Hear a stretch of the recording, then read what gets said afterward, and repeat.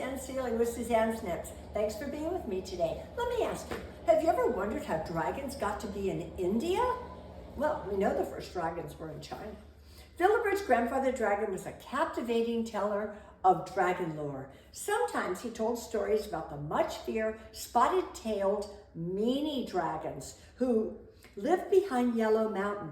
And then other times he told about the kind dragon Frogmore, whom all the other dragons in Dragonland admired for his magic elixirs.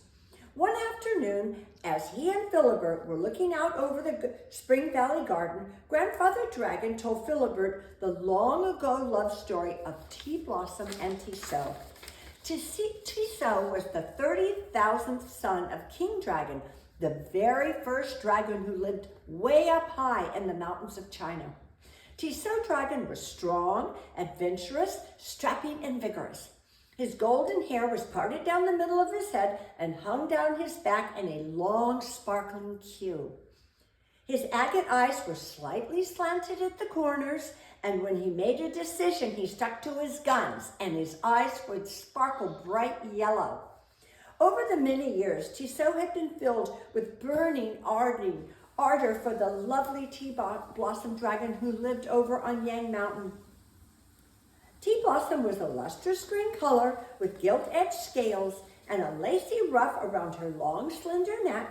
Her pretty dragon face was fringed in a delicate lavishing of soft, pink-tinged tuftlets that gave her the look of a tea blossom. Tea Blossum fanned her flushed face as Tissot paced back and forth in front of her, puffing quick, nervous breaths. Trying to steady his shaky voice, Tissot fervently proposed to Tea Blossum. Flinging an arm toward the west, he said, "Tea Blossum, it is my time to go to a far distant place called India, to the high peaks where no dragon has ever ventured before. I wish to take you as my bride."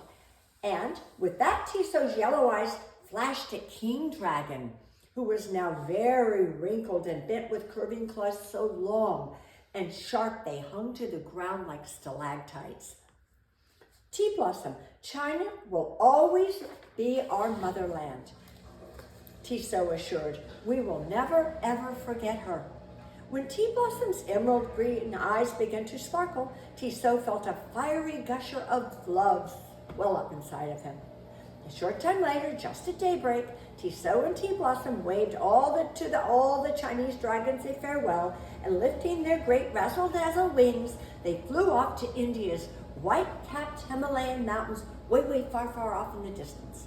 The first morning when the sun broke out over the dazzlingly high summit, Tissot and Tea Blossum found their lair deep within the mountain's warm heart, a place where no humans would ever go for the great boulders that tumbled down when least expected. Though Tissot and Tea Blossum carried traits of the Orient with them in their eyes and faces, and especially in their hearts, India will be their home forever after. In Tissot's imagining, he saw thousands of years of dragon offspring and felt sure that his and Tea Blossum's many dragon children would someday go forth and populate the whole world. Some would have gliding wings like huge cranes, long and elegant, while others, short, stubby wings suited to swoop and dive at dizzying speeds, reaching dazzling heights. All would have fiery breath. And so this is the story how dragons came to live in India, and then in every continent of the whole world.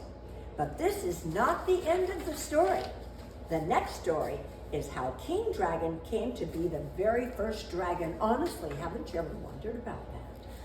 This is my book, Philibert the Dragon Who Lost His Fire. It's a great start on these little stories.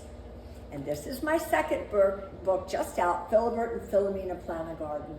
Please check them out on Amazon Books. Thanks very much.